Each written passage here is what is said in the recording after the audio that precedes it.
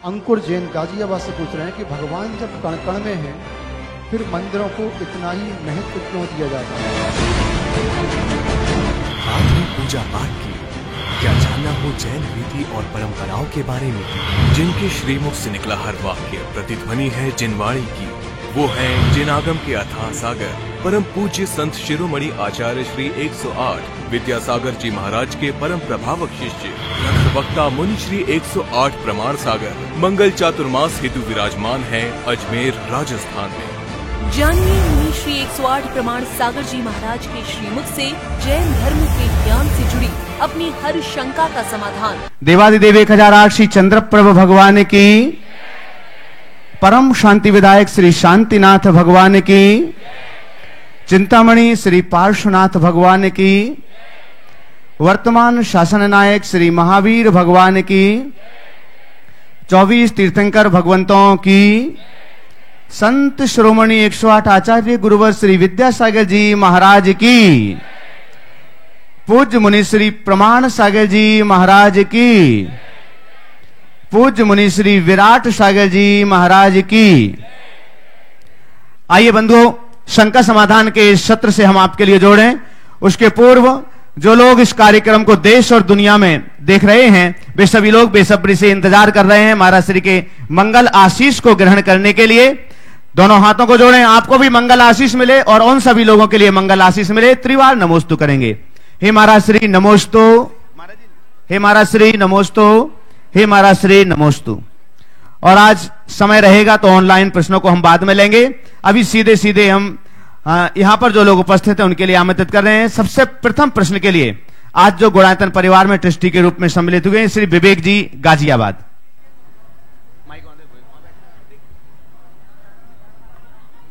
महाराज जी के चरणों में त्रिवार नमोस्तु। महाराज जी, पुण्य को दो भागों में पुण्यानुबंधी पुण्य एवं पापानुबंधी पुण्य के रूप में विभाजित करते हैं। महाराज जी, बंध की अपेक्षा या उदय की अपेक्षा?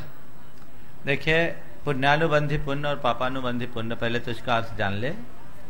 ऐसा पुण्य जो अपने खड़े रहे, ऐसा पुण्य जो अपने उदय में व्यक्ति के भावों को निर्मल बनाए, चित्त को निर्मल बनाए और उसे धर्म में लगा करके नए पुण्य का बंध कराए, वो पुण्यानुबंधी पुण्य है।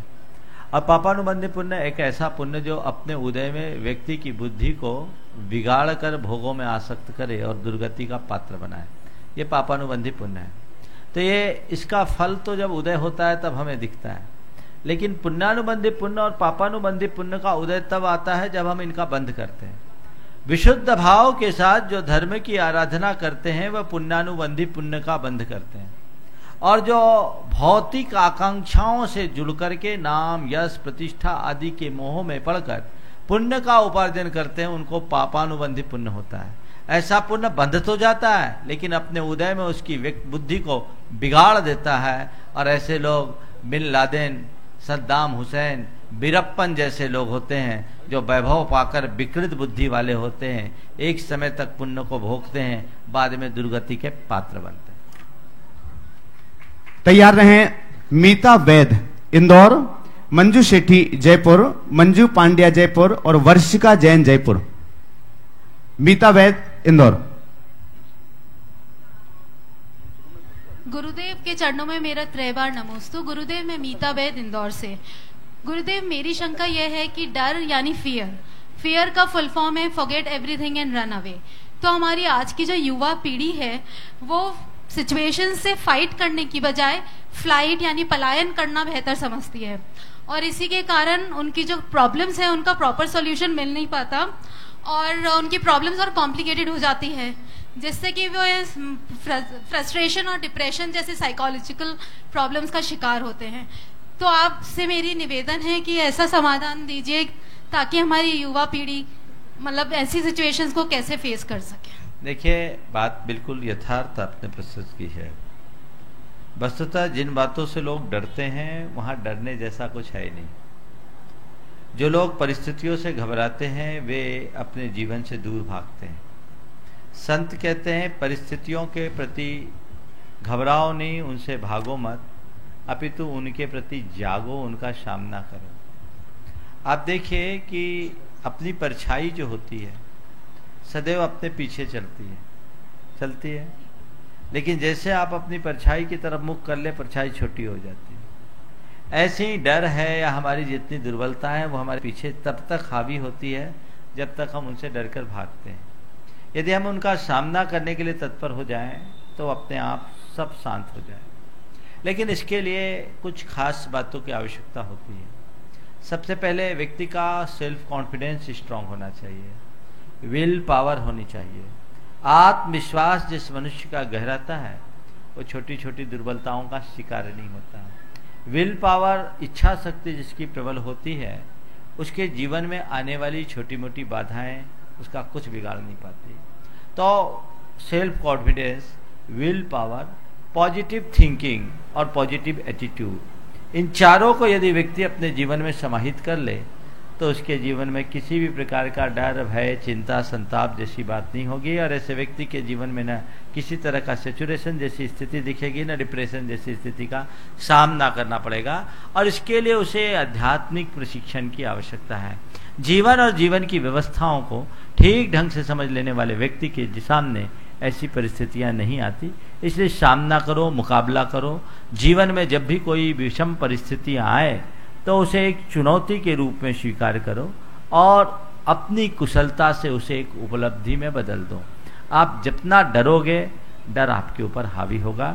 वस्तुतः मन का वहम ही डर है और इसे ज्ञान के द्वारा दूर किया जा सकता है। इसलिए उसके प्रति सावधानी और सजगता नितांत आवश्यक है। मंजू सेठी, जयपुर, आगे तैयार हैं। जिनके भी हम नाम बोल रहे हैं वो थोड़ा सा खड़े हो जाएं। मंजू पांड्या, जयपुर, और वर्षिका जैन, जयपुर। नमोस्तु महाराज श्री। महाराज श्री, महावीर भगवान ने हमें पथ दिया और उस पर बिंदी लगाकर हम लोगों ने पंथ में बांट दिया, तो क्या ये सही है? देखिए, पथ से मोक्ष है, पंथ से नहीं। अध्यात्म तो कहता है कि मैं मुनि हूं, ये अनुभव भी जब तक तुम करते रहोगे मुक्ति नहीं पाओगे। मुक्ति पाने के लिए सारे बंधनों से ऊपर उठना चाहिए। पंथ तो बाहर की चीजें हैं। इसे हमें ऐसा समझना चाहिए कि आप केला खाते हैं तो केले का छिलका उसके ऊपर होता है जो केले को सुरक्षित रखने में सहायक होता है। लेकिन हमें केला खाना है कि केले का छिलका? हाँ, तो लोग आजकल छिलके में उलझ रहे हैं। हमारा ध्यान छिलके पर न होकर के केले पर होना चाहिए। बस भगवान महावीर ने हमें जिस केले को खेलने का उपदेश दिया है, हमारी बुद्धि उस पर केंद्रित है। मंजू पांड्या, जयपुर। नमोस्तु महाराज श्री। महाराज श्री, देखने में आता है कि जब द्रव्य क्षेत्र काल भाव की अनुकूलता होती है तब तो हमारा मन धर्म ध्यान में लगता है, कुछ भी अच्छा करने का मन होता है। पर जरा सी प्रतिकूलता होते ही पता नहीं क्या हो जाता है, पुरुषार्थ कहाँ चला जाता है। बिल्कुल सही बात है, हमारे मन की दुर्बलता है। और इसलिए आप लोगों के लिए नहीं, मुनियों के लिए भी कहा है कि तुम द्रव्य क्षेत्र काल भाव के अनुरूप अपनी चर्या करो, क्योंकि हमारा चित्त बहुत दुर्बल है, पंचम काल है, हमारा चित्त चलायमान है। इसलिए अनुकूल द्रव्य क्षेत्र काल भाव को देखो। पर इसमें ध्यान रखें, द्रव्य क्षेत्र काल ये तीनों पराधीन है, भाव हमारे स्वाधीन है। तो कोशिश करें हम अनुकूल द्रव्य क्षेत्र काल को पाने की। लेकिन यदि अनुकूल द्रव्य क्षेत्र काल न हो तो भी अपने भाव को इतना ऊंचा रखें कि प्रतिकूल द्रव्य क्षेत्र काल से वो प्रभावित न हो। हमारे यहाँ भगवान की पूजा के बाद एक प्रार्थना की जाती है। प्रार्थना में आप लोग शांति पाठ करते हैं, आप लोग हिंदी का पढ़ते हैं, पर आचार्य पूज्यपाद ने शांति की पाठ करने के समय भगवान से एक और कामना जोड़ी जो प्रत्येक भक्त को होनी चाहिए। तद्रव्यमव्यय मुदेतु शुभ सदेश संतन्नताम प्रतपताम सततम सकाल भाव सनंदतु सदा यदनुग्रहेन रत्नत्रयम प्रतिपति ही मुमुक्षु वर्गे। हे भगवान, हमेशा वैसा द्रव्य, वैसा क्षेत्र, वैसा काल और वैसा भाव प्रवर्तित होते रहे जिससे मेरा मोक्ष मार्ग पुष्ट होते रहे। मेरे धर्म साधन के अनुकूल मुझे द्रव्य क्षेत्र काल भाव की अनुकूलता मिले, मैं असद निमित्तों से बचूं और सत संयोग मुझे अच्छे से मिलते रहे, भावना भानी चाहिए। लेकिन अपने मन को अगर हम साधना करके स्ट्रांग बनाएं तो धीरे धीरे वैसा हो सकता है। उसके लिए एक अभ्यास की जरूरत है। थोड़े थोड़े प्रतिकूलताओं को सहने की कोशिश करो। मुनियों के लिए कहा गया है कि तुम्हारे लिए हमेशा सब चीजें अनुकूल नहीं होगी। चीजें अनुकूल हो या ना हो, तुम्हारा मन तुम्हारे अनुकूल होना चाहिए। और मन को प्रतिकूल में अनुकूल बनाने का एक ही तरीका है, थोड़ा थोड़ा कष्टों को सहन करने का अभ्यास बनाओ। प्रतिकूलताओं के सहने का अभ्यास बनाओ। इसी को बोलते हैं परिचय। मुनियों के लिए 22 परिचय, यानी प्रतिकूल द्रव्य क्षेत्र काल को देखकर अपने भाव को संभालो और मोक्ष मार्ग में आगे रखे रहो। जितना भी कष्ट हो, जितना भी दुख हो, जितना भी संताप हो, जितने भी परेशानी हो, धीरे धीरे उसको सहने की कोशिश करो। पुराने युग में राजा महाराजाओं के लिए जो एक दूसरे को पराभूत करने के लिए कई तरह के हथकंडे अपनाए जाते थे, और उस समय एक विष कन्या का प्रयोग होता था। विष कन्या का प्रयोग इस तरह से होता था कि विष कन्या को राजा के पास भेज दिया जाता, राजा उसके रूप में मुग्ध होकर उसका आलिंगन करता और अपने प्राण गंवा देता। ऐसा हम लोगों ने सुना है, पढ़ा भी है। चाणक्य ने चंद्रगुप्त को इससे बचाने के लिए उसे उसके भोजन में हल्का हल्का विष दे दिया। नियमित विष देते रहने से चंद्रगुप्त का शरीर इतना स्ट्रांग हो गया कि जहर खाने से भी उसका असर नहीं पड़ता। बस मैं आपसे यही कहता हूं, प्रतिकूल द्रव्य क्षेत्र काल भाव में मन घबराता है तो थोड़ा थोड़ा प्रतिकूल को सहने की कोशिश करो। एक एक बूंद जहर लेने से सारी जिंदगी जहर के प्याला पीने में भी समर्थ हो सकते हैं। इसलिए कष्ट को सहने वाले ही कष्ट सहने में समर्थ बनते हैं। अनुकूलता में अपने मन को वैसा ढालिए जो आपके जीवन को अच्छा बना सके। आगे तैयार रहेंगे CA Shantilal ji Gangwal Jaipur, professor doctor Vikas Saxena JLN medical college Ajmer, professor Narayan Lal government college Ajmer और श्वेता जैन वृंदावन पब्लिक स्कूल अजमेर। वर्षिका जैन जयपुर। नमोस्तु गुरुवर। गुरुवर, हम गुनायतन के दर्शन के लिए आंखें तरस रही हैं और कितना इंतजार करना होगा कितना समय और लगेगा? बस प्रतीक्षा करो, अच्छे कार्य समय तो लेते ही। एक दिन में हम कुछ नहीं कर सकते। कहते रोम नगर एक दिन में नहीं बसा, समय लगेगा। वो काम बहुत बड़ा है, टेक्निकल काम भी है और पत्थर का काम है। लोग लगे हुए हैं, पूरी तत्परता से लगे हुए हैं, पर कुछ चीजें ऐसी हैं जो हमारे हाथ में नहीं है। भावना भाव जल्दी से जल्दी। नमस्ते गुरु। Professor doctor Vikas Saxena JLN medical college Ajmer. नमस्ते। हाँ, हंसिए नहीं। देखिए, उन्होंने अपनी तरह से श्रद्धा व्यक्त की है, उनको शायद जानकारी नहीं है। हमारे यहाँ प्रोटोकॉल के अनुसार मुनि को नमस्ते न कहकर नमोस्तु कहते हैं, सुधार लीजिए। हाँ, चलिए। मैं मेडिकल कॉलेज में देहदान प्रभारी भी हूँ और काफी लोग मुझसे मिलने आते हैं जो देह दान करना चाहते हैं। अंग दान से भिन्न है देहदान। इसमें मेडिकल स्टूडेंट्स को पढ़ाने के लिए अनुसंधान, शिक्षण, प्रशिक्षण इत्यादि में मृतदेह मरणोपरांत दान की जाती है। उसके बारे में आपका क्या मत है? देखिए, धार्मिक दृष्टि से इसमें कोई मत नहीं है। हमारा धर्म हमारे जीते जी जो हमें करना उसके लिए बोलता है। मरने के बाद क्या करना है तो शरीर तुम्हारा है नहीं, तुम जानो, तुम्हारा काम जाने। इसको आप डिस्ट्रॉय तो करते हैं। दाह संस्कार करे, दफना दे, अग्नि से जलाए, मशीनों में जलाए या ऐसे छोड़ दे, ये आपके विवेक और बुद्धि पर निर्भर करता है। धर्म शास्त्र इसमें मौन है, इसलिए हम इस विषय में कुछ नहीं कहेंगे। पर यदि आपके इस मृत शरीर का किसी अच्छे कार्य में उपयोग होता है तो इसे हम व्यवहारिक दृष्टि से गलत भी नहीं कहेंगे। हमारे शास्त्रों में दाह संस्कार की कोई निश्चित प्रक्रिया का विधान नहीं है। यहाँ तक मुनियों के लिए कहा है कि मुनि कहाँ से दाह संस्कार करेंगे। जंगल में किसी मुनिराज की समाधि हो गई तो उसके लिए कहा कि उसे ऐसे जंगल में छोड़ दो, पशु पक्षी उससे अपना भोजन कर लेंगे और ये शरीर का अंत हो जाएगा। ऐसी भी व्यवस्था हमारे शास्त्रों में है। इसलिए इन सब बातों को लेकर के कोई दृढ़ बंधन की बात नहीं होनी चाहिए। मुझे लगता है कि इन सब मामलों में जो इतनी चर्चाएं होती है उसमें धार्मिक विश्वास कम, मन का डर ज़्यादा होता है। आदमी सोचते हैं डेड बॉडी को ऐसे ही छोड़ दिया और उसमें प्राण फिर से घुस गया तो झमेला कौन पालेगा। और डर के मारे कहते हैं जितनी जल्दी सल्टा दो सो सल्टा दो, हिसाब किताब ही बराबर कर दो। तो ये लौकिक व्यवस्था है। धर्मशास्त्र की दृष्टि से न मैं इसमें हाँ कहूँगा न ना कहूँगा। सीए शांतिलाल जी गंगवाल जयपुर। मुनिश्री के चरणों में त्रिबार नमोस्तु। मुनिश्री, शास्त्रों में 4 वर्ण बताए हैं, वैश्य, क्षत्रिय, ब्राह्मण और शूद्र। लेकिन शूद्र वर्ण वाले को एलक और मुनि पद धारण करने योग्य नहीं बताया है। तो इस 21वीं सदी में जब हम चल रहे हैं तो क्या हम कर्म से या जन्म से इसको कैसे क्या करें और कैसे समझें, जरा समझें। देखिए, जैन शास्त्रों के अनुसार जो वर्ण व्यवस्था है वो जन्मना न होकर के कर्मना है, और आज तो वर्ण व्यवस्था बची नहीं, जाति व्यवस्था रह गई। हमारे यहाँ वर्णानुरूप जीविका का विधान किया गया, और ये कहा गया कि यजन याजन से काम करने वाले ब्राह्मण जो व्रतों को पालन करे वो ब्राह्मण। जैन परंपरा में ब्राह्मणा व्रत संस्कारा, जो व्रत से संस्कारित हो, व्रती हो, वो ब्राह्मण। जन्म से कोई ब्राह्मण नहीं। क्षत्रिय जो प्रजा की रक्षा में तत्पर हो, क्षत्रिय। शस्त्र से जीविका चलाने वाले क्षत्रिय होते। वैश्य व्यापार व्यवसाय करने वाले वैश्य, और शिल्प सेवा आदि के माध्यम से अपनी जीविका चलाने वाले शूद्र कहलाते हैं। और ये कहा गया कि अपनी अपनी वर्ण व्यवस्था के अनुरूप आप अपनी जीविका चलाएं, पर यह कहा गया है कि एक शूद्र भी व्रत को ग्रहण करके ब्राह्मण बन सकता है। जैन धर्म में जिस सामाजिक समता की व्यवस्था दी गई वो अन्यत्र कहीं देखने को नहीं मिलती। यहां कहा गया है कि शूद्रोपि सोपस्कारत्वात् वपु शुद्ध्या तादृश न जाति गर्हिता कश्चित गुनाह कल्याण कारणम व्रतस्थम अपि चांडालम तम देवाः ब्राह्मणम विदु।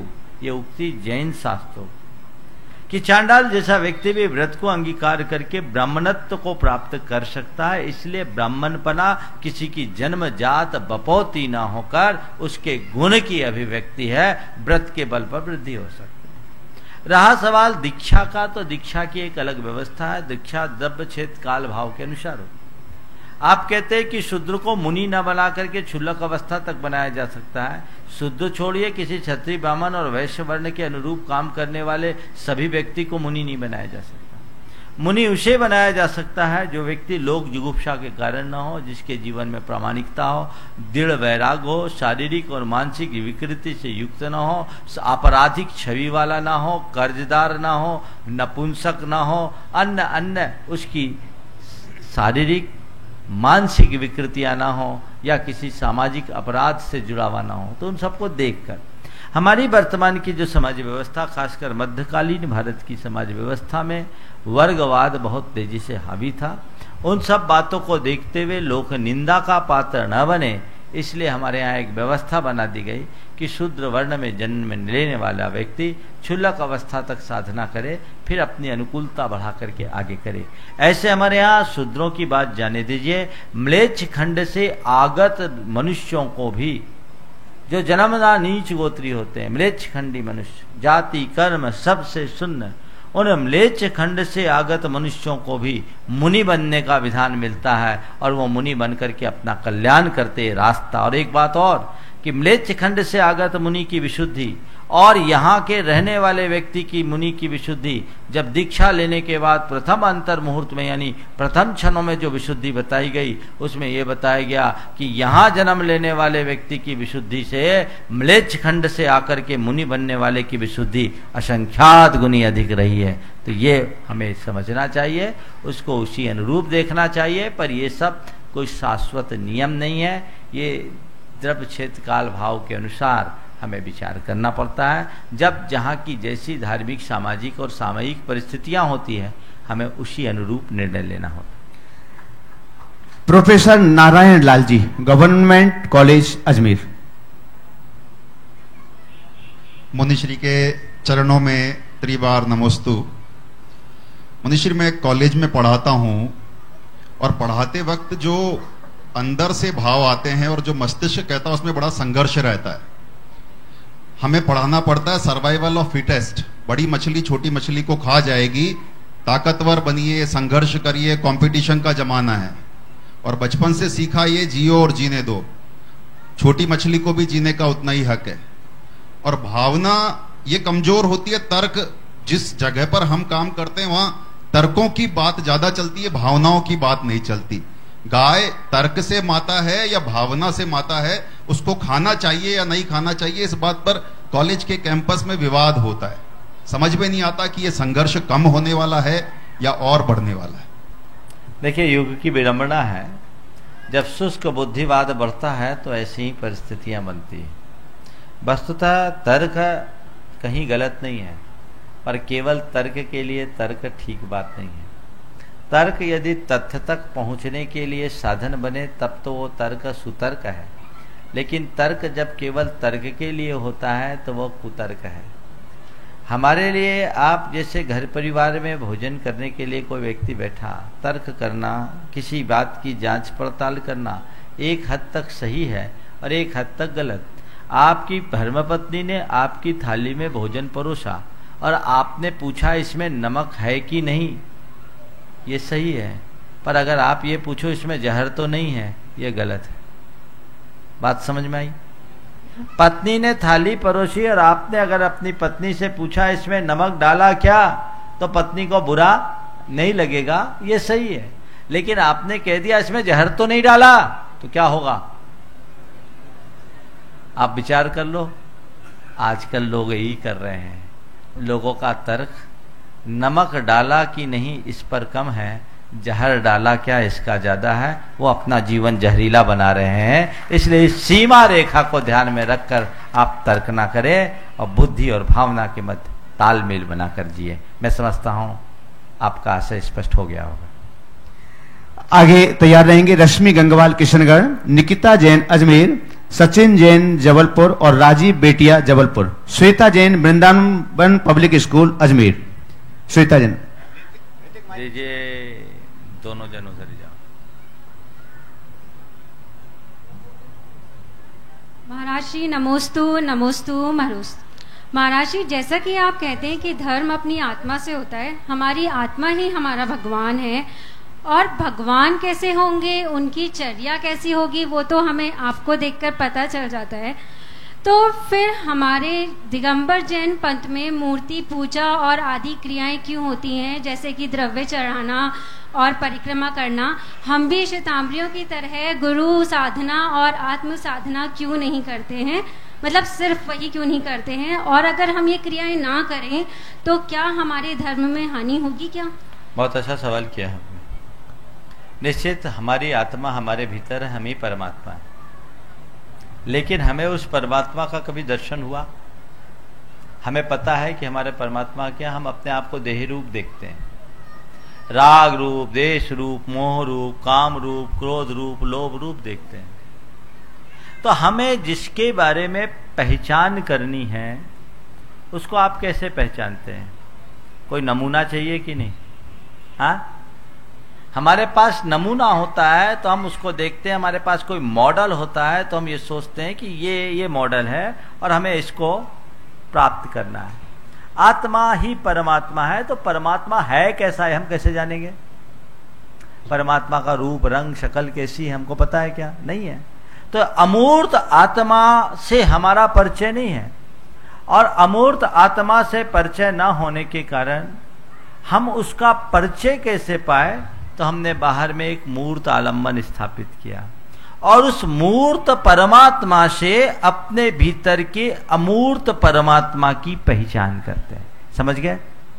एक आदमी, गणेश प्रसाद जी वन्नी ने लिखा कि एक आदमी ने पूछा कि मूर्ति पूजा क्यों करते हैं, भगवान को देखने की क्या जरूरत, अंदर देखो। तो उन्होंने जवाब दिया कि वो एक आदमी चला जा रहा था, बरसात का समय था, अपना छत्ता एक जगह भूल गया। छत्ता भूल करके गया, थोड़ा आगे गया, बारिश होने लगी, एक आदमी के हाथ में छत्ता देखा, उसे याद आया अरे मैं तो अपना छत्ता भूल गया, छत्ता तो वहां रखाया। तो उनने कहा देखो भाई, छत्ते को देखकर जैसे तुम छत्ता को याद कर लेते हो, छत्ता को पहचान लेते हो, वैसे ही भगवान को देखकर अपने भीतर के भगवान को याद कर सकते हो। भीतर के अमूर्त तत्व को पहचानने के लिए बाहर का यह मूर्त आलंबन है। और कुछ लोग ऐसा कहते हैं कि जैन धर्म में मूर्ति पूजा वैदिकों से आई। ये गलत कहते हैं। जिन्होंने भारत के इतिहास को और जैन धर्म के इतिहास को ठीक तरीके से पढ़ा, वो ऐसा कभी नहीं कर सकते। जैन धर्म में मूर्ति पूजा का उतना ही जैन परंपरा में मूर्ति पूजा उतनी ही प्राचीन है जितना कि जैन धर्म। बल्कि भारत में क्या, संपूर्ण विश्व में मूर्ति पूजा का प्रवर्तन करने का श्रेय यदि किसी को गया है तो जैनियों से गया है। डॉक्टर राखल दास बनर्जी की एक कृति है जैन स्थापत्य और कला, शोध कृति, भारतीय ज्ञानपीठ से 3 भागों में प्रकाशित है। उसमें उन्होंने इसका बहुत अच्छा विश्लेषण दिया और ये स्पष्ट किया कि परातात्विक दृष्टि से और अन्य दृष्टि से देखा जाए तो विश्व में मूर्ति पूजा का प्रवर्तन जैनियों से ही हुआ। हड़प्पा और मोहनजोदड़ो के उत्खनन से प्राप्त अवशेषों में जैन मूर्तियों का मिलना इस बात का प्रमाण है कि वैदिक सभ्यता के पहले भी जैन धर्म भारत में प्रवर्तित था और जैन लोग मूर्ति की पूजा अर्चा करते थे। हड़प्पा से एक नग्न मानव धड़ मिला है जिसका सिर नहीं, हाथ नहीं, पैर नहीं, बीच का पूरा हिस्सा है और दिगंबरत स्पष्टतया दृष्टिगोचर होता है। Mister T.N. रामचंद्रन, उन्होंने अपनी कृति हड़प्पा एंड जैनिज्म में इस बात को लिखा कि आज से ईसा पूर्व 3000 वर्ष पूर्व तक भारत में जैनियों के द्वारा तीर्थंकरों की पूजा अर्चा होती थी। भगवान महावीर के काल में उनकी जीवक स्वामी के रूप में कांस्य प्रतिमा प्रचलित थी, जो इस बात का प्रमाण थी कि भगवान महावीर के काल में भी मूर्ति पूजा होती थी। सम्राट एल खारवेल के द्वारा लिखाए गए उड़ीसा के कुमारी पर्वत की हाथी गुफा में 84 पंक्ति लेखों से यह पता लगता है कि कलिंग जिनके नाम से ख्यात भगवान ऋषभदेव की पूजा अर्चा भगवान महावीर के काल में भी की जाती थी। तो ये मूर्ति पूजा बहुत प्राचीन है और मूर्त से हम अमूर्त की ओर यात्रा करते हैं, उसकी पहचान होती है। इसलिए मूर्ति पूजा को हमें ध्यान रखना चाहिए। हमारे जैन समाज में 16वीं शताब्दी के बाद एक वर्ग ऐसा आया जो मूर्ति पूजा के निषेध की बात करने लगा। दिगंबरों में वो तारन पंथ कहलाया और श्वेतांबरों में स्थानकवासी या डेरावासी कहलाने लगे। पर मूर्ति पूजा का प्रवर्तन बहुत पुराना है। ये मूर्ति भंजकों के प्रकोप को देखते हुए उस समय कुछ लोगों ने कहा कि ज्ञान ही आत्मा है, हम बाहर न देखें, लेकिन नहीं, मूर्त से अमूर्त को हम पहचान सकते हैं। विवेकानंद जी से एक राजा ने कहा कि मूर्ति पूजा को करने से क्या जरूरत, पत्थर को पूजने से क्या होगा। विवेकानंद जी ने उस समय कुछ जवाब नहीं दिया। थोड़ी देर बाद देखा कि उनके उस कक्ष में तस्वीरें टंगी थी। बोले ये किनकी तस्वीर है? बोले हमारे पिताजी की, हमारे दादाजी की, हमारे परदादा जी की। बोले ये सब कौन थे? वे राजा थे। विवेकानंद जी ने कहा क्या इन तस्वीरों पर मैं थूक सकता हूं? क्या बात कहते हैं महाराज आप, इन तस्वीरों पर थूक सकते हैं? हमारे पूजनीय पिताजी है, दादाजी है, परदादा जी, इन पर थूक सकते हैं? विवेकानंद जी शांत हुए और कहा राजन, मैं थूकना तो नहीं चाहता, न थूकूंगा, पर तुम्हें एक संदेश देना चाहता हूं। अभी मैंने केवल इतना कहा कि इन पर मैं थूक सकता हूं तो तुम आग बबूला हो गया, आखिर क्यों? बोले वो मेरे पिताजी, मेरी भावना जुड़ी। बोले भावना क्या जुड़ी? हो तो कागज है। कागज है तो क्या मेरी भावना जुड़ी? तो उन्होंने कहा जब कागज की तस्वीर में तुम्हारी भावना जुड़ सकती है तो पत्थर की मूर्त में भी भावना जुड़ सकती है। इसके लिए सोचने की बात क्या है। मूर्ति पूजा का हमारे चित्त पर क्या प्रभाव पड़ता है वो एकलव्य से हम सीख सकते हैं। जो अर्जुन साक्षात द्रोणाचार्य की सन्निधि में वो नहीं सीख पाया जिसे एकलव्य ने द्रोणाचार्य की मूर्त गढ़ करके सीख लिया। ये मूर्ति पूजा का प्रभाव है। इसलिए मूर्ति पूजा की उपादेयता को न केवल स्वीकारे अपितु पूजा का अनुष्ठान करके अपने जीवन को पवित्र भी बनाए। रश्मि गंगवाल, किशनगढ़। नमस्ते महाराज, मेरा प्रश्न ये है कि गूढ़ गर्भ क्या है? गूढ़ गर्भ, गूढ़ गर्भ है हाँ, जिसमें गर्भ पले पर पेट न दिखे। समझ गए? निकिता जैन, तीर्थंकरों की माँ ऐसी होती है। समझ गए? आजकल की महिलाओं को बड़ा संकोच होता है कि अब पेट में बच्चा आ गया, पेट निकला हुआ दिख रहा है तो बड़ा इन्फीरियरिटी फील होती है। हमारे तीर्थंकरों के साथ ऐसी व्यवस्था होती है कि उनकी माँ का आखिरी तक पता नहीं लगता कि प्रेग्नेंट है। नमस्ते महाराज जी। महाराज जी, एक शब्द सुनते हैं हम आइडल, जिसे हम रोल मॉडल या आदर्श भी कह सकते हैं। तो महाराज जी, ऑलमोस्ट हर इंसान का कोई ना कोई आदर्श रहता है, किसी के माता पिता, किसी के गुरु, तो किसी का कोई रिलेटिव। और आजकल तो ऐसा है कि किसी के फिल्म स्टार भी होते हैं जैसे अमिताभ बच्चन, ये शाहरुख खान, और अभी स्पोर्ट्समैन भी होते हैं जैसे विराट कोहली बहुत चल रहा है, तो बहुत ज़्यादा आदर्श होता है। तो महाराज जी, क्या आदर्श होना ज़रूरी है कि हमारे जीवन में कोई ना कोई आदर्श हो? अगर है तो आदर्श का व्यक्तित्व कैसा होना चाहिए? और महाराज जी, कोई भी इंसान परफेक्ट नहीं होता है, किसी न किसी में कोई ना कोई कमी रहती ही है। तो क्या एक इंसान को आदर्श बनाने की जगह हम हर एक इंसान से अच्छी चीज़ें नहीं सीख सकते? बहुत अच्छा सवाल किया है। मैं सोच रहा था कहीं आप ये ना पूछ लो कि महाराज आपका आदर्श क्या है। तो पहले तो मैं ये बताऊं, जीवन में आदर्श बनाना बहुत जरूरी है। हर किसी को किसी न किसी एक को आदर्श बनाना चाहिए।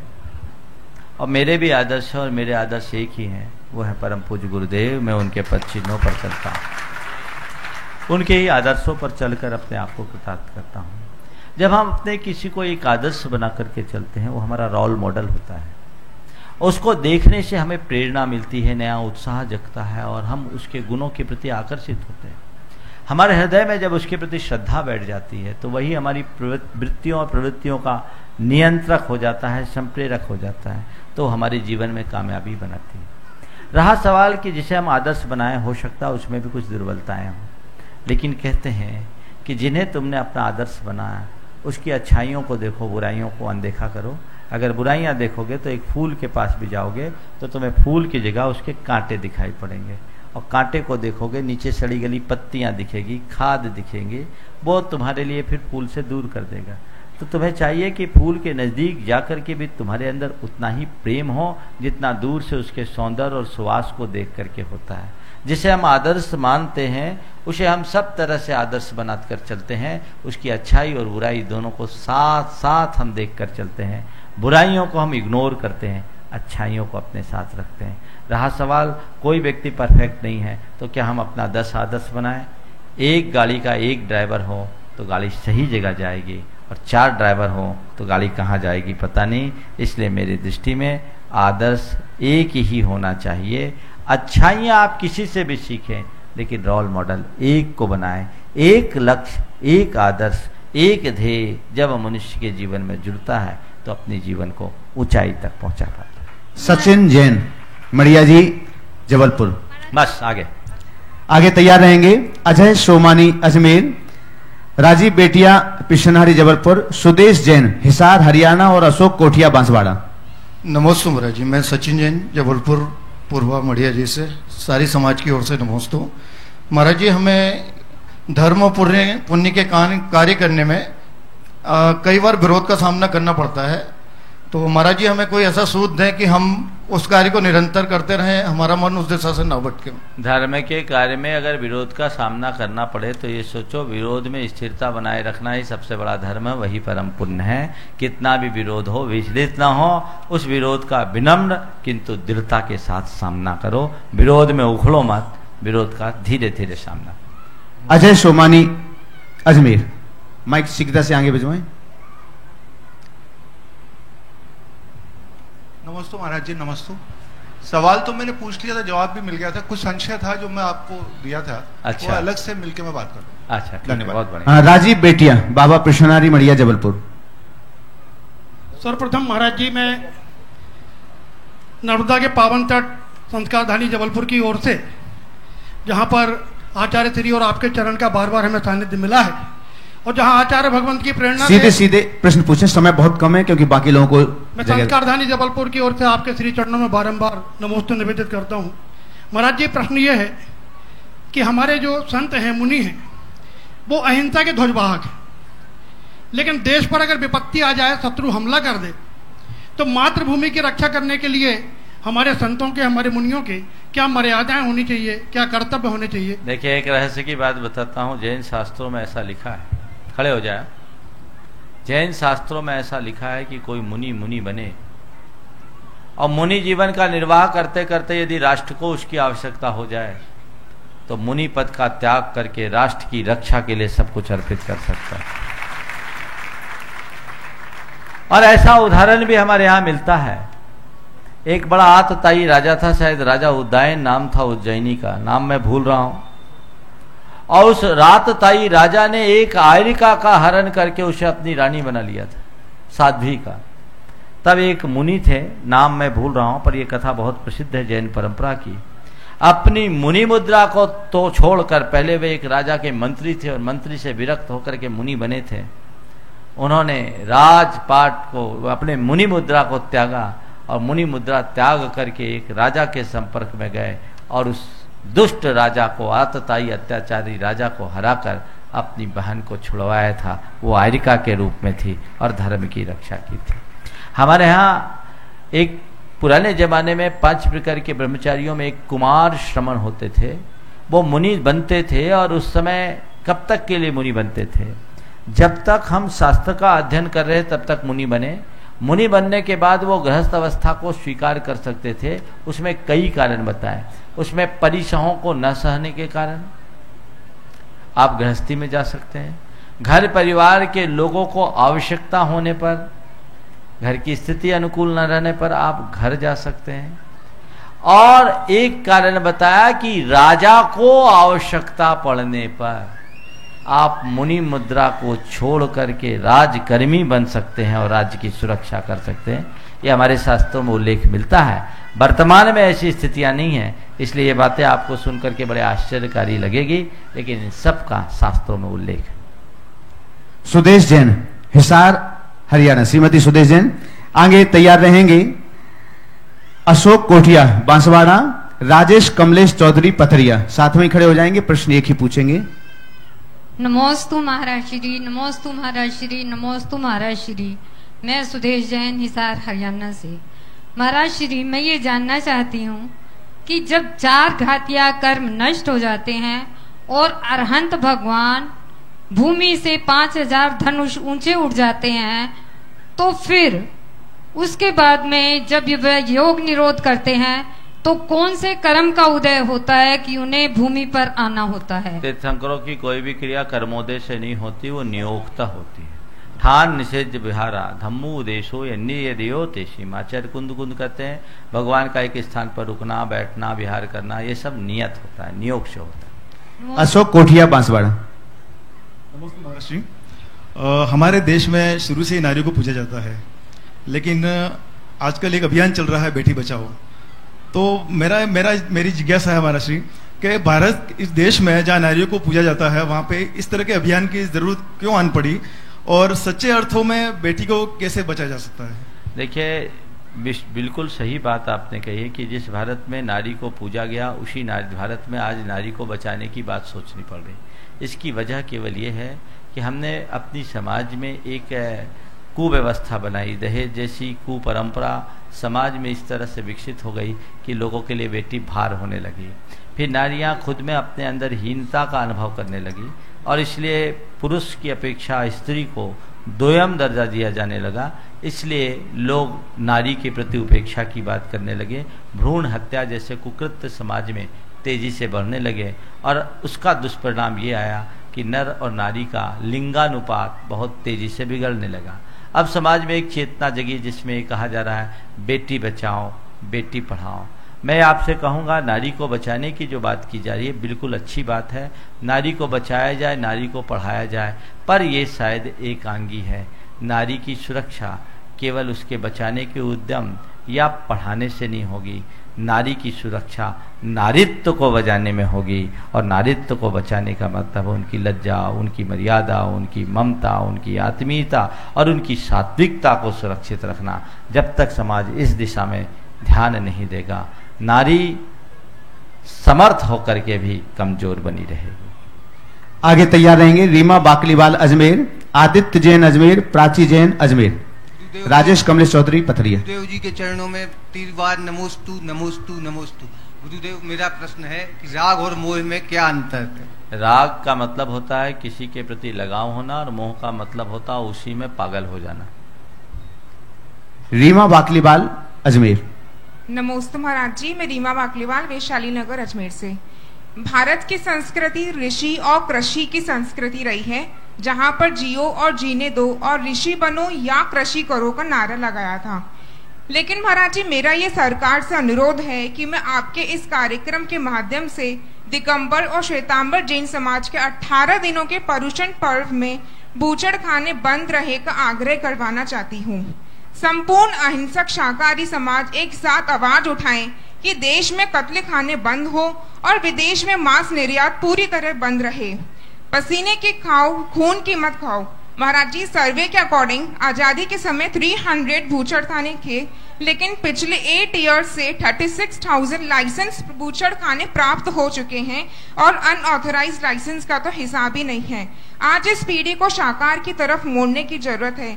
जैसा साल भर पहले संपूर्ण जैन समाज संथारा के विषय में दिखी, आज भी उस एकता की जरूरत है। कृपया इस पर मार्गदर्शन दीजिए। देखिए, आपने बहुत अच्छा मुद्दा छेड़ा है, लेकिन आज भारत का दुर्भाग्य है।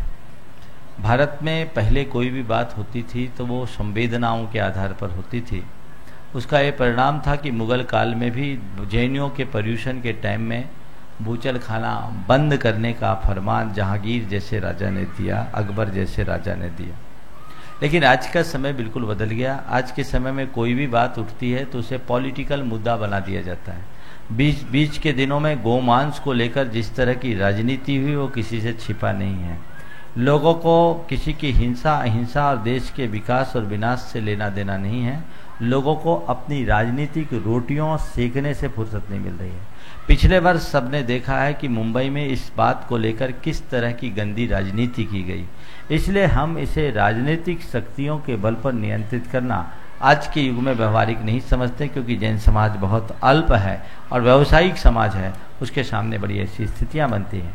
हमें एक प्रयास और एक भावना होनी चाहिए कि हिंसा का सदा सदा के लिए अंत हो, और ये भावना और ये प्रार्थना हर व्यक्ति करे कि इन पर्यूषण के दिनों में, चाहे वो दिगंबर या श्वेतांबर किसी भी परंपरा की है, जीव हिंसा कम से कम हो, हिंसा करने वालों के अंदर सद्बुद्धि आए, क्योंकि इस वर्ष तो पर्यूषण में बकरीद भी पड़ने वाली है। अब इसे आप कुछ भी उठाएंगे और सार्वजनिक रूप से कहेंगे तो ये मुद्दा बड़ा विचित्र रूप ले लेगा। इसलिए हम केवल भावना भा सकते हैं, इसके अलावा और कोई रास्ता हमारे पास नहीं। आदित्य जैन, अजमेर।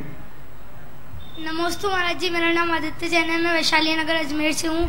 महाराज जी, मेरा प्रश्न ये है कि हमारे पास आदिनाथ वो 2400 तीर्थंकर है, नमोकार मंत्र है, लेकिन फिर भी हम शिव जी, माता जी, गणेश जी को क्यों पूछते हैं? इसलिए कि किसी पर भरोसा नहीं है। ऐसे लोग कहीं के नहीं रहेंगे, ना घर के ना घाट के। चलो। नमस्ते महाराज जी। प्राची जैन, अजमेर। आगे तैयार रहेंगे प्रेम कांता जैन, उदयपुर। अजय गंगवाल, अजमेर। कुसुम जैन, अजमेर।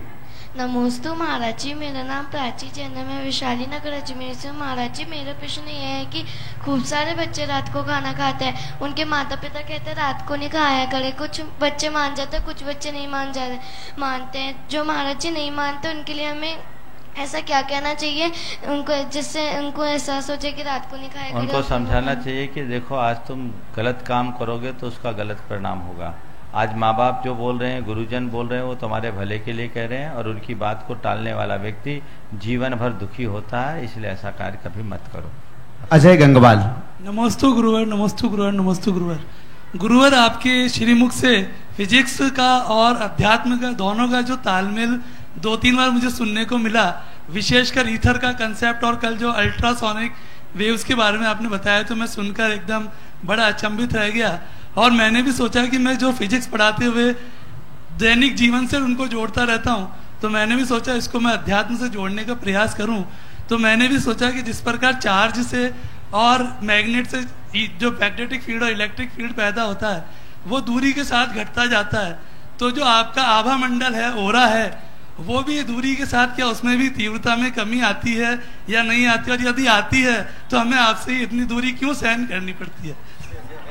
आप चूंकि एक फिजिक्स के प्राध्यापक है, इस बात को जानते होंगे। ऑकल्ट साइंस आपने पढ़ा होगा तो इस बात को बिल्कुल समझा होगा कि हर व्यक्ति का जो ओरा होता है एक रेंज में रहता है, फिर धीरे धीरे कम हो जाता है।